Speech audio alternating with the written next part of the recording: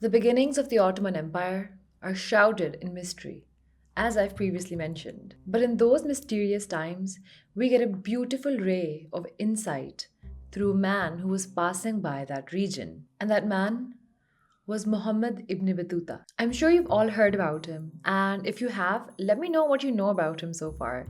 I'm curious. Hi, my name is Misha, and welcome to Tarihi Tales. And this video is a part of the Ottoman series where I'll be going over Ottoman history. If you want to see more videos about that, click the link up here. Also, make sure to like, share, subscribe. It really does help. Thank you. Okay, so Ibn Battuta was born in present day Morocco in the year 1303. He's one of the most famous travelers in the world, all because all of his travels are actually preserved in the form of writings. I mean, his life is so interesting, we can have another entire series upon him. But one thing I'd like to mention here is that I love the title of his book. In Arabic, it's written in kind of like a rhyme scheme. It goes something like Tuhfat al-Nazar fi Gharaib al-Amsar wa Ajaib al-Safar. I don't have the best Arabic pronunciation, but in English, the title kind of, because it's like a rhyme scheme in Arabic, in English, it translates kind of loosely and awkwardly as a gift to those who contemplate the wonders of cities and the marvels of traveling. I mean, what a beautifully written name, right? It's a gift to people. And it really is. That's exactly how he's describing things in his writings, right? But because it's such a long name, his work is most commonly known as the Rihla of Ibn Battuta, which means the travels of Ibn Battuta.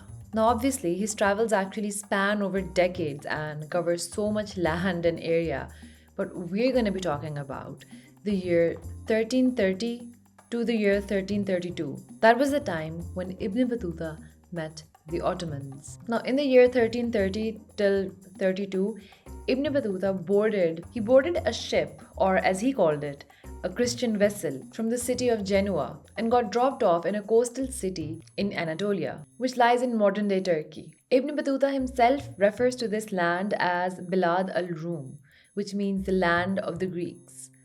Because for the longest time, this area was part of the Byzantine Empire. But when the Seljuks came in, the Seljuks basically conquered a large part of this and it came into Turk territory. When Ibn Battuta crossed this area, it was during the reign of Orhan.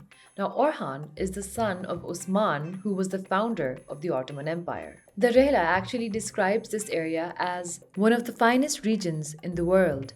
In it, Allah has brought together the good things dispersed through other lands. We also find out that Ibn Battuta not only crossed the lands of Orhan, he actually physically also met this king. And in his writings, he calls him the Sultan of Bursa. And he also mentions that this guy, the Sultan of Bursa, is like the wealthiest and the most powerful among all the Turkish kings. Because at this time, there were a lot of small principalities that were emerging because the Seljuk Empire had kind of fallen, and then there's this space for new people to take in power, right? So there are a lot of different contenders for power. Obviously, he himself had no idea at the time that the person I'm meeting is from among the dynasty that's going to become one of the largest the world has ever seen. We also find out some interesting details about Orhan through Ibn Battuta. He says that Orhan never stayed in one place for too long. He was always traveling. He had a number of fortresses all along his borders. Actually, he had more than 100 fortresses. And he would be traveling between them at all times to make sure that they're in good shape, to make sure that they're secure, they're repaired, all of that. Ibn Battuta was even given gifts by Orhan and his wife. And in his writings, we find that he's generally very, very pleased with the Turks. He really likes these people. In fact, one of the passages basically states, "Whenever we stopped in this land, whether at a hospice, zavia, or a private house, our neighbors, both men and women, who do not veil themselves, came to ask after our needs. When we left them to continue our journey, they bade us farewell as though they were our relatives and our own kin. And you would see the women weeping out of sorrow at our departure." Another interesting aspect that Ibn Battuta basically mentions about this area is the Aki Brotherhood. This was kind of like a group of people who were unmarried young men or even people who decided never to get married and then they would open up this little place where travelers could rest, people could be given food and hospitality. There was an entire system as to how that happened. I'm oversimplifying here. If you want to see more details as to what exactly he said, you can look below in the description box and you'll find links or references to all my sources, and I encourage you to have a read. So in total, Ibn Battuta basically took about 15 months to cross Anatolia.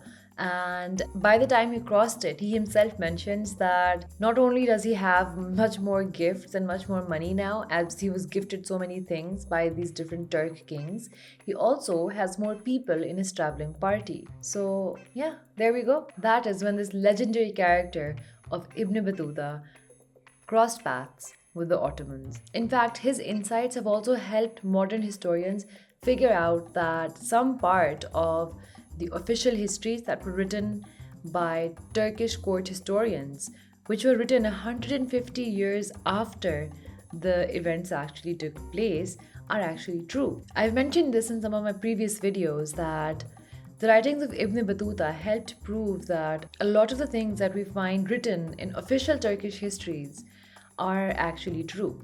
They were contested, and historians were skeptical using that data because not only were those histories written 150 years after the events had taken place, and also that there are no other writings or other documents through which they could have possibly remembered all of this, right?